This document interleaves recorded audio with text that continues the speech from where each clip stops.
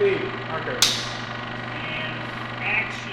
This podcast is being recorded at the Motion Picture Institute, the oldest film school in Michigan, training the next generation of filmmakers today. Check out the website motionpicture.edu and schedule a tour now. All right, and welcome back to the show. Today, I'm with some MPI royalty. Hyun Suh is a digital storyteller. He moved to the States in 1994 and graduated Motion Picture Institute in 2007. He would partner up with fellow MPI alum Adam Holler and form the Michigan-based production company Two Penny Productions, primarily a wedding videography business. They've since gone on to do work for brands such as the University of Chicago Medicine, Cannabis Cup Michigan, Detroit Historical Society, Rapid, BoardUP, Detroit Diesel, and Google. Welcome to the show. Without further ado, let's talk motion picture. All right, sir. I appreciate you being here. Well, thank you for having me here. I like it here. This is nice. I've been excited to speak with you because as a student of MPI myself, you were brought up a lot, specifically during Rob Skate's class. Yeah. He speaks very highly of you. Yeah. And he told us about how you partnered up with Adam, how you guys started Two Penny. I want to know that story. Like how that came to be as a student, what pushed you to that edge to say, you know what, let's do it. And then why specifically start off in weddings? That's a question that I'm going to try to answer my best. I met Adam on the first day of school and first day of class. After first day of school, first class, the first break, I went outside to smoke cigarette. And there was another guy already outside smoking cigarette, you know. So I'm like, we kind of do like, hey, what's up kind of a thing, you know. And the next break, I step outside to smoke another cigarette. And the guy was already outside smoking cigarette, you know. So I'm like, you know, hey, you know, I'm Hyun, nice to meet you, you know. And we just became friends, you know. You probably have to cut some of them, you know. Okay, you guys edit this? Yeah, I can edit this. Yes. If you say something naughty, I can take it out. Okay, that's cool. let me just to go back to where that was. Okay. Yeah. Yeah. Give us the brass tacks. What's that? Give us the brass tacks. Yeah. The details. So after we became smoking buddies, and, you know, and we became like really good friends when we are at the school. And there's another guy named Rob Fonnett. He was a lot younger than us. He was only like 18 years old, 18 or 17, something like that. And he was already working for the wedding photographer at the time as an assistant. And what he was doing for the wedding photographer is like, he was like this add-on, you know, like he goes, shoots, you know, sneak peek over some videos. And the photographer is like, you hire me, you know, we give you some video. And that's what he was doing. And he was telling me at the time that I'm talking about Rob Fonnett. Rob Fonnett was telling me that there was so much money in the wedding industry, you know. I think he was right and he was wrong, you know, in some way. I think he was right because I think you can make money if you become really good, you know. Correct. Yes.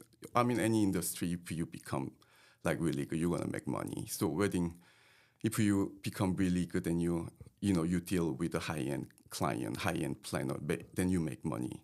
But if you are not become the best of the crop, and there's not much of money. So he was right and he was kind of wrong. But he was hyping up so much because I think he was only 18, so like the money, you know, seemed a little different for him. You know, maybe $100 seems a lot bigger for 18 years old kid, you know. But that's not the point. You know, the point is like, so I was interested in wedding videography at the time because Rob Fonnett was telling me a lot about it. And at that time, I was 32 years old. I quit my job to become a filmmaker, right? So, and my wife was pregnant with our first son. So I really didn't have much choice at the time. You know, it's not like I was going to, you know, film school to become a filmmaker, but I was ready to do anything. You know, you know what I'm trying to say? No, yeah, I was just ready to do anything. You know, if you want me to move this thing this thing from here to there, I'll do it if you pay me, you know. Yeah, you had responsibility. Yeah, you know, like I was, yeah, so I asked Rafane one day, like, hey, why don't you bring me like a sample DVD? I wanna look at the wedding videos, So maybe like a few days later, he brought me like what he was working on and maybe like some other industries like DVD to me, wedding video. So it was the first time I watched a wedding video, and I thought like I think I can do this, So I remember one day, like I remember the day I asked Adam, like, hey, let's team up and start the business. We were after class, we went to this bar. There's a bar we always go after class, to play pool, smoke cigarette, and drinking beer, right? So one day God bless. we went there, and I told him like, hey, well, let's start business, and that's where it all started. He said, yes, let's just do it, Yeah. So How old was he at the time? me or him? Him. He was, I think Adam was 23. So he was 23 and you were 32? Yes. And you guys decided to start the business? And there's a rough fun, and he was 18. He worked for us for a few years. Then he died. I'm sorry to hear that. I'm sad, but I'm over it. Okay. And Yes. did you guys start the business in MPI? What's that? Did you start the business in MPI or after MPI? When we shot our first wedding when we are at the student. Okay. At So the you were still MPI. students. Yeah, it was my wife's friend's wedding. We did it for free. They sent us $100 check later. That's nice. Yeah, it was nice. That was our first wedding. So we are student. We are working on our thesis film, but on the side we are start shooting weddings. So where did the name come from, Two Penny Productions? Oh, Adam come up with that name. Because Yeah, it's like to rub two pennies together, right? Is that where it comes from? No, it actually comes from like, here's my 2 cents to you. Oh. Yeah, but he switched it to 2 pennies. Interesting. Okay, Yes. I spent the last 2 years thinking your company was named after that phrase of having 2 pennies to rub together. No. That's it was, funny. Yeah, it was from something else. Yeah, no, I've got your 2 cents. That's Yeah. amazing. So he came up with the name. You liked it, obviously. Yeah. And you guys went with it. And how did that start? So when you got that first wedding job, Yeah. did that open any other doors? Did you get like word of mouth at that point? Word of mouth was that's one of the most like important. Yeah, how did you sustain work is what I'm curious about. First, it was like just friends over friends. We were just asking people, does anyone getting married? We are film school student, we'll do it for free. Love it. So I think the first 1, 2, 3 weddings, I think we did for free. Yeah. And then we made samples, and we made a web page. Yeah. Yeah, then we start business. This is amazing. I love this. I love the entrepreneurial spirit. Yeah. So when you said you made samples, Yeah. can you walk me through what that was like? What did you try and make the samples look like or feel like? What were you trying to get them in order to advertise the business? What did you try to do with them? The sample we made, that's 16 years ago. It was just a highlight of the day. Okay. Yeah. So just like covering a wedding, Yeah, essentially. covering the entire day, kind of thing. Yeah. And then so you did the first couple ones for free, Yes. and then you started getting paid clients. Right. What was to the point that when I was a student here, Rob was telling us that he ended up working for you, Right. which is kind of in a weird way. I don't know if this happens at any other school, Yeah. but like Motion Picture Institute, you have a student like you and Adam Yeah. who make a production company. The company ends up doing so well, you're able to hire your teacher. Yeah. Like that was really cool to us. And I just want you to know that as students, we were inspired by that. And we looked up to you and Adam and like, whoa, okay, there is a way to become successful in a local industry like Michigan. It was very inspiring. And then eventually you were like flying him out to Iceland to shoot weddings. How did you get to that level of wedding videography? We are lucky first, I think we are very lucky.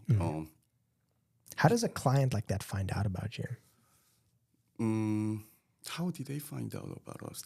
We shot a few weddings in Iceland. Rob, Rob's came with me on first trip to Iceland, which was my favorite Iceland trip. Well, all of them are good, but that was my favorite because it was my first trip to the Iceland, How they find out about us.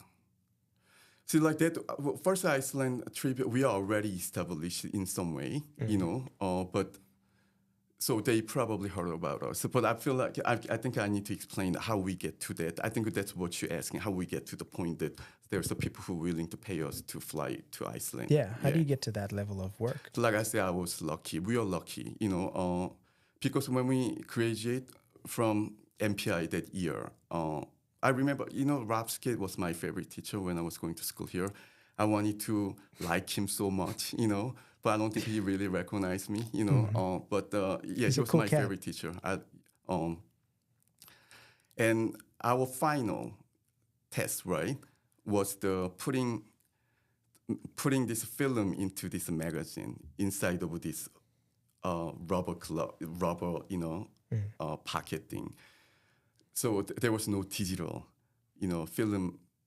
filmmaking hasn't happened yet. So our final test was actually loading the actual film into the magazine. And then when we graduate, and then digital revolution started it basically. That's when the Canon came up with the DSLR, the first 5D Mark I, 5D Mark II. People start making things with the depth of field, and there's people in like Canada, there's people in Philippines start making wedding video using this DSLR, and it's the kind of thing people never saw before. It became a revolution. Yeah, it was the revolution. And when we graduated from the film school, it was the beginning of the revolution. And we took the opportunity and we ran, I love it. Yeah, that's how it happened. So like I said, we are lucky. Yeah, we are lucky because when we graduated, everything changed. You this, were essentially ahead of the change. In some way, like when in all the people who were doing things the way it used to be before all this TSR and mirrorless camera and red camera, there's a lot of like talk. Is it gonna be replaced? The actual film and analog way of filmmaking. A lot of people were skeptical about it at first. Yeah, but look what happened. It changed it, and we are lucky because when we created, it just started it, and we were just right on it. Yeah. I think that's amazing. And we are good student too. Like not only when we are at the MPI, when we graduate, we watch how the industry changes. Yeah. So I think if anyone listening, if they can take one thing away from what I'm taking away from this conversation right now, I hope they'll take the same. Yeah. You're an entrepreneur. You're very aware, and you're like you said, you're a student.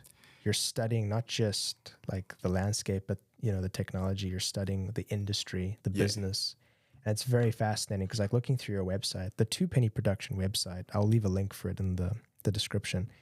It's worth taking a look at. It's really well done, a website. It's It's very well put together. It's a breeze to navigate.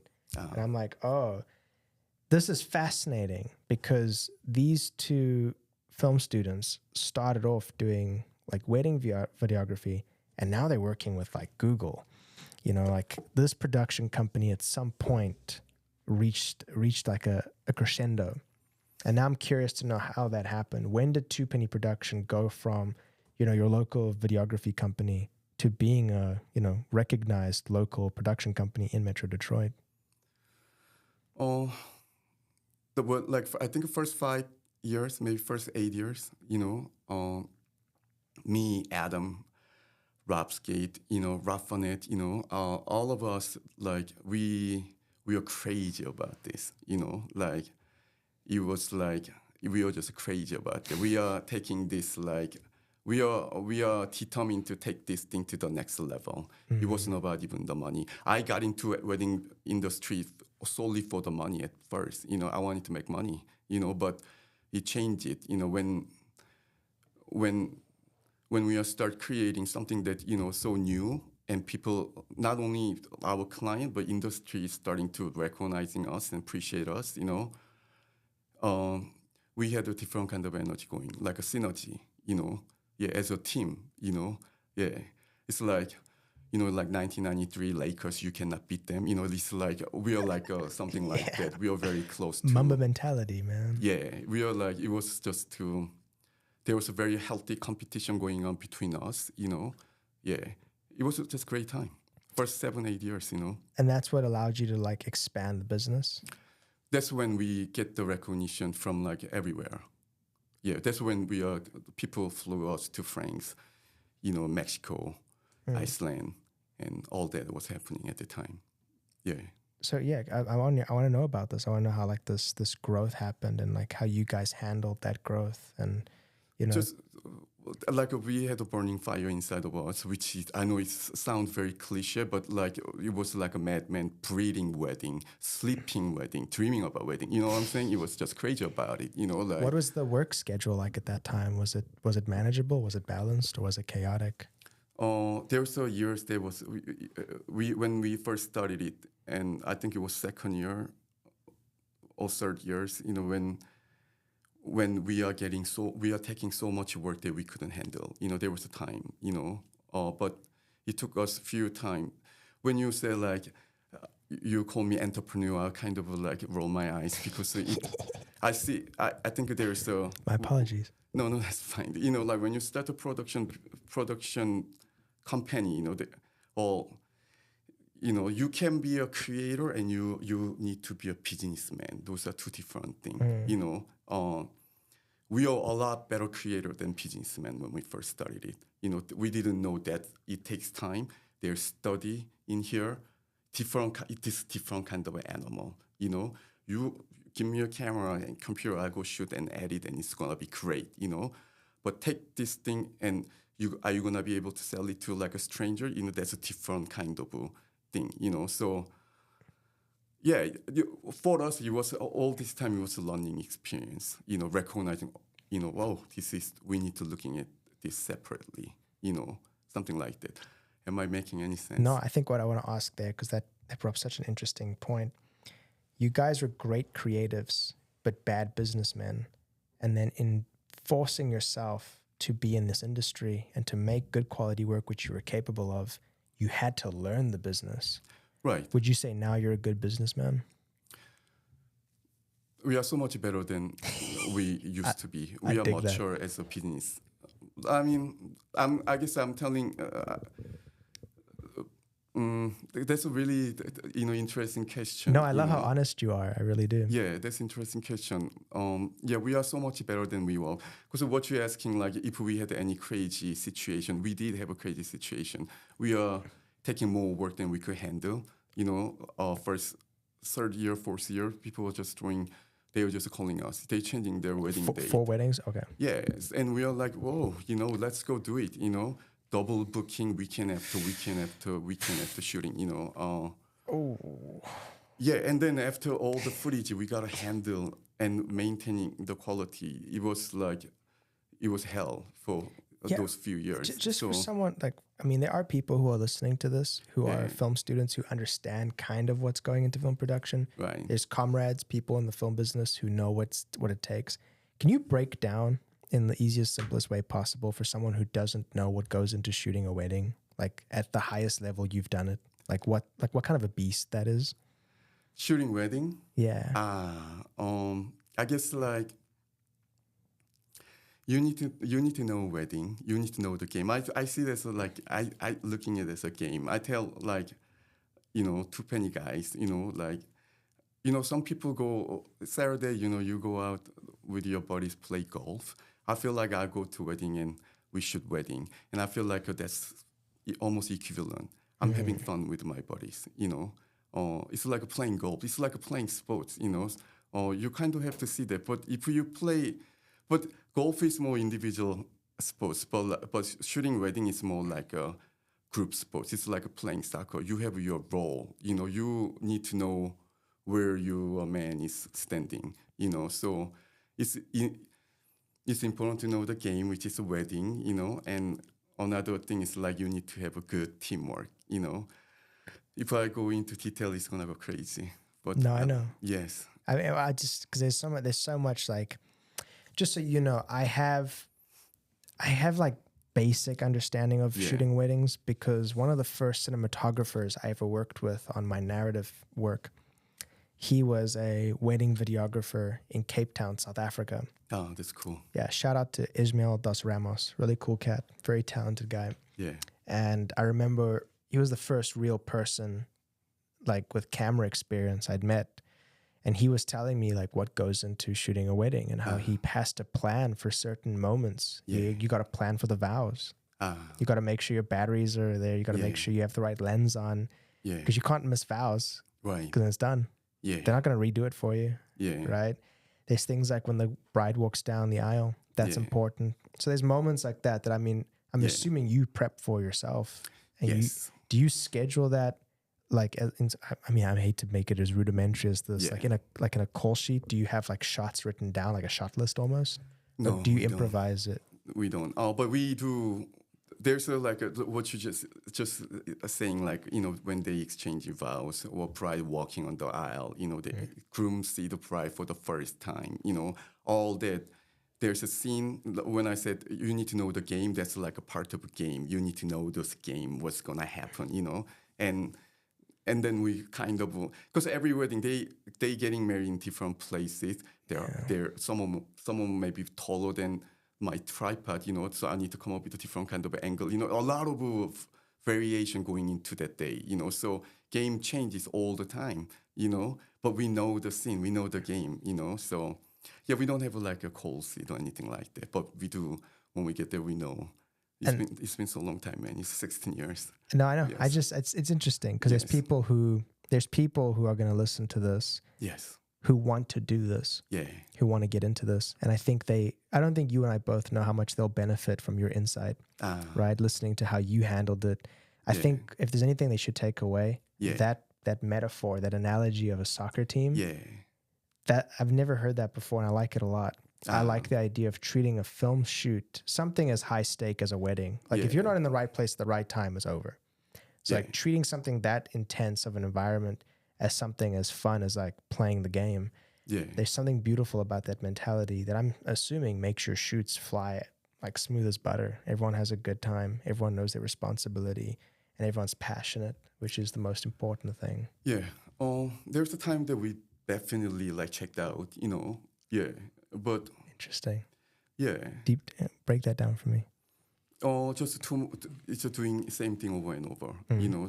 So like first Iceland, you know, my favorite, you know, second Iceland, it's cool, you know, like we've been here, it looks, third Iceland, you know, like. I get Iceland now. Yeah, now it's became work, you know. Gotcha. Yeah, and then we have you know, and the client expectation is pretty high, you know, and we have to meet that expectation, come up with something new, you know. So there's definitely like, what was the question? I think I totally forgot. No, good. What we were talking about. I think I would rather segue. Yeah. Because I think you answered the question. I did. Okay. I think I'd rather segue into what Two Penny is up to now. Yeah. Like, what is Two Penny's plans, and what do you plan to do with the company moving forward? So my plan right now, as a Two Penny, you know, is that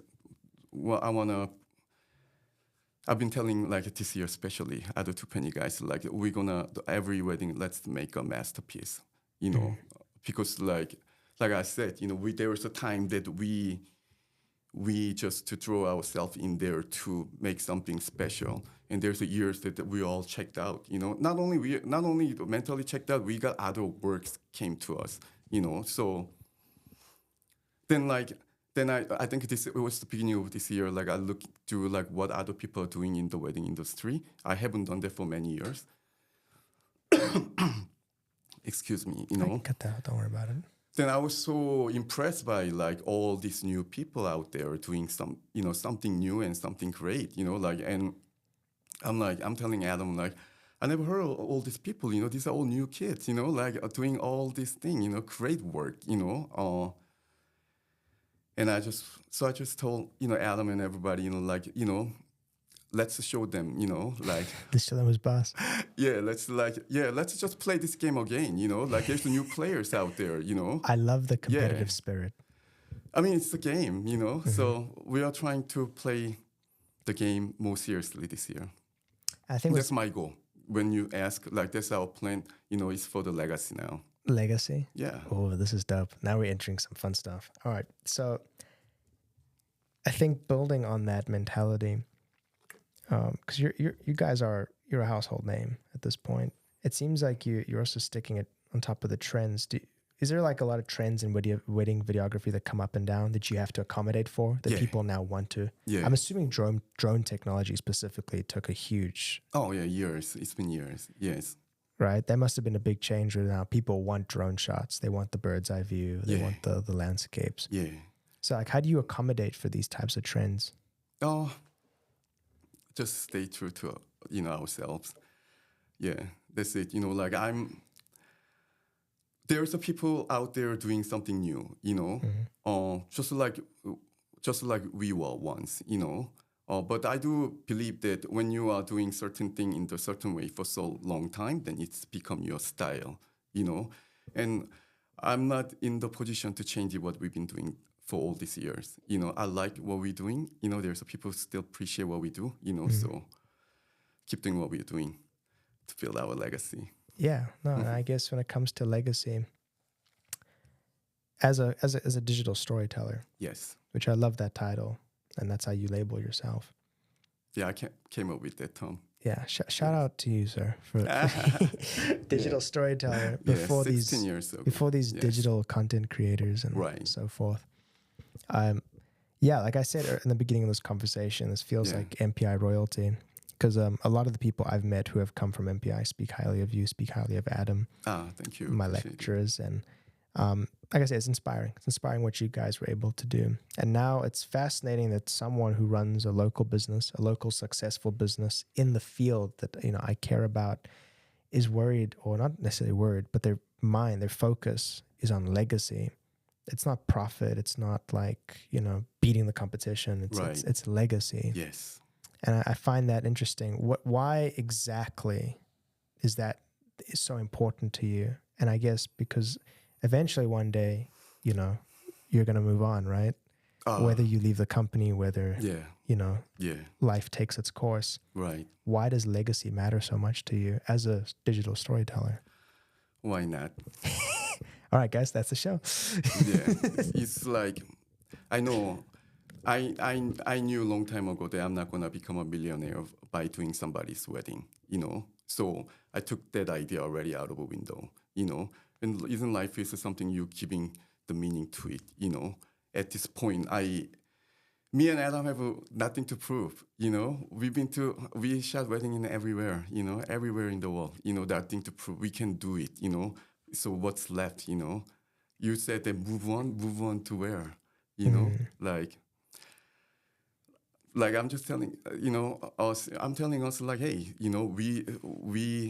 we grind our teeth, When we go, let's leave the legacy, So from now on, let's make a masterpiece. Every time we go outside, shoot wedding, So that's where I'm coming from when I'm talking about the legacy. I love it. Yeah. What else? Why not?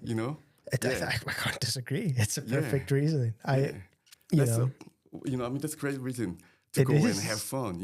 No, you're fun to talk to. I like this. I think I think you have a great spirit, and I think there's a lot of people can take from it. Because not just weddings. You guys have done other stuff. I went over like you did. You've done work for Detroit Diesel and Google, and you've also done campaigns that are potentially like game changers for like legislator. Like you have the Cannabis Cup for Michigan. Like that was. I'm assuming that had to do with them making marijuana legal in the state. It was before the voting. You see? So you've also like left an impact on government. Like it was funny because people came and thanked me after when it was legalized. That was a great film. Because I made a couple film on that. The biggest one was I made like about 15-minute documentary about why we should legalize marijuana, right? I made that because I got paid to do it, It has nothing to do with my personal belief or whatever, Because I brought this up because my son asked me, Yeah, he's like, because, he's old enough to look at my webpage and now it's on there, like, let's legalize, weed, Yeah, and I told him, like, I did it because I got paid to do. Amen. Yeah. Amen. Are you gonna say no? No, You know? Yeah, no. Cannabis Cup came and like they're gonna pay you money to make. We need this video. Can you do it? I'm gonna say yes. You know. But also, they came But stay away from drugs, son. You know. Yeah, but yeah. Well, I mean, specifically for you, I mean, they came to you because of the quality you guys produce. I like to believe that. Oh, I know why they came to us though. You know, and this I don't know if this is gonna be a good story for the student. You know, because I know why Google found us. Oh, yeah. Yeah, and I know why Cannabis Cup came to us. How did they find you? Because I did one work for free like a few months ago. Prior to that, I heard that there's this refugee shelter in Detroit called Freedom House. You know, that's the only refugee shelter in U.S. You know, I know it's kind of a funny why it's in Detroit. You know, there's a reason behind it. I'm not gonna get into that. You know, but they were looking for somebody who make the campaign video for, you know, get some donation at the gala, you know, for doing the video for free, you know. And I heard that, I volunteered, and I made the video for them, right?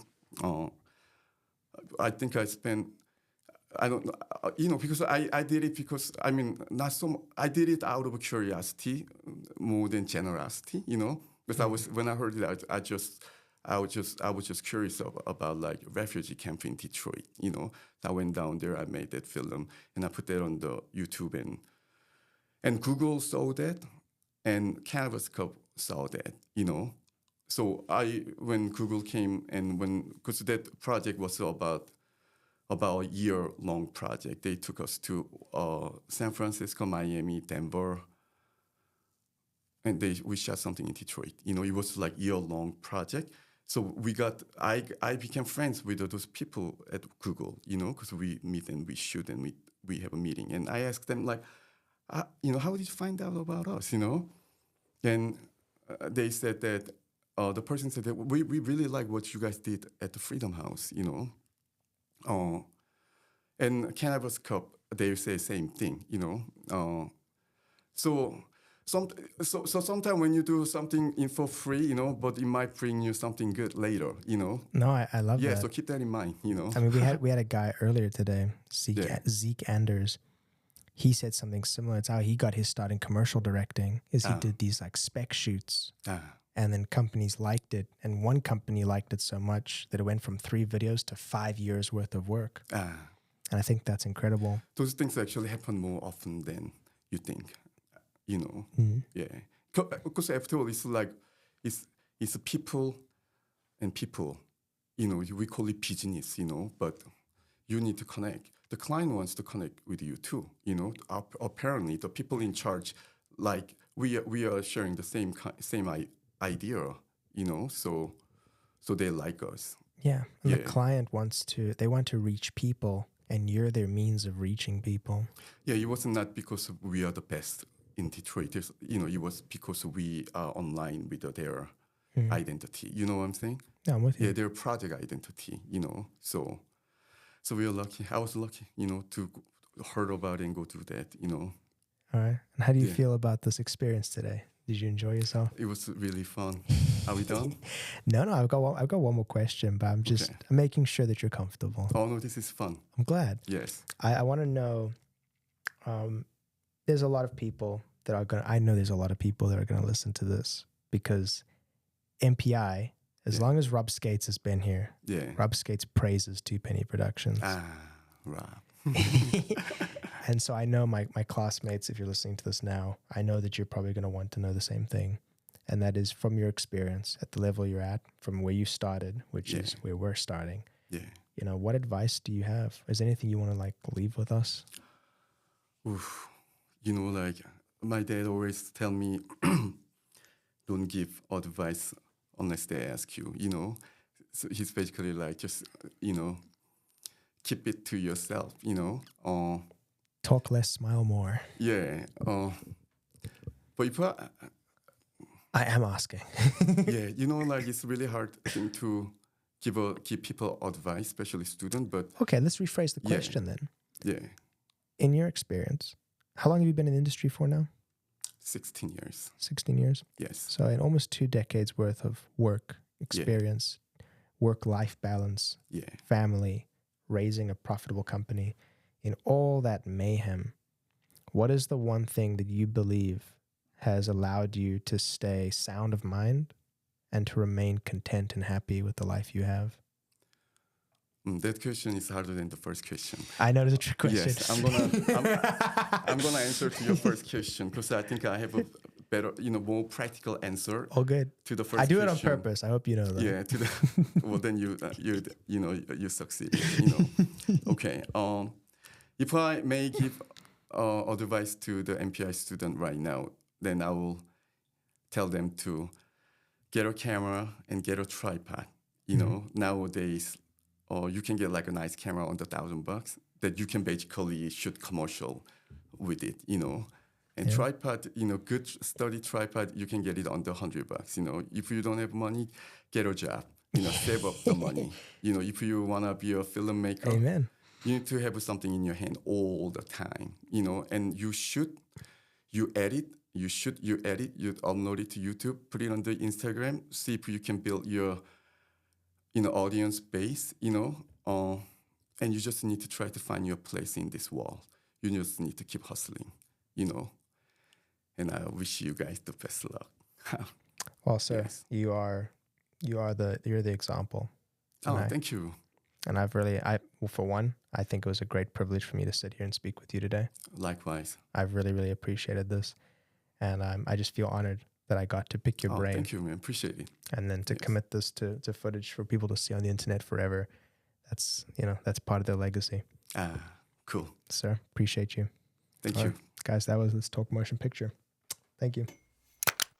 This podcast is brought to you by Motion Picture Institute, a film school located in Troy, Michigan.